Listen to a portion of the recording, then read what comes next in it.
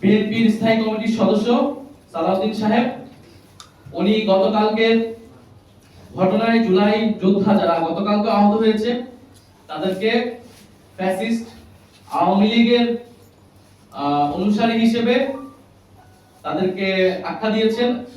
আমরা তীব্র নিন্দা এবং প্রতিবাদ জানাচ্ছি। এবং হয়তো তিনি ভুলবশত, হয়তো তার কাছে তথ্য না থাকার কারণে তিনি এরকমটা বলেছেন। যেহেতু তিনি দীর্ঘদিন দেশে ছিলেন না, যেহেতু তিনি জুলাই অভ্যুত্থানের সময় দেশে ছিলেন না, রাজপথে ছিলেন না, সেহেতু হয়তো তিনি জানেন না যে কে রাজপথে ছিল, কারা লড়াই করেছিল, কারা ভোটের সামনে দিয়ে দাঁড়িয়েছিল।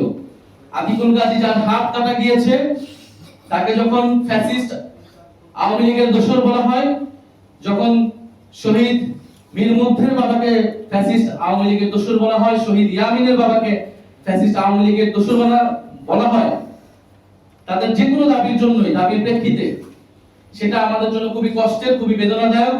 ফলে আমাদের আহ্বান থাকবে তিনি তার এই বক্তব্য অবিলম্বে প্রত্যাহার করবেন এবং সেই আহত যোদ্ধা এবং শহীদ পরিবারদের কাছে ক্ষমা চাবেন এবং তাদের সাথে বসে জুলাই গণ অভ্যুত্থানের গল্পটা শুনবেন, ইতিহাসটা শুনবেন, কারা লড়াই করেছিল, কিভাবে লড়াই করেছিল, কিভাবে এই দেশ স্বাধীন হয়েছিল এবং আজকে আমরা এখানে কথা বলতে পারছি।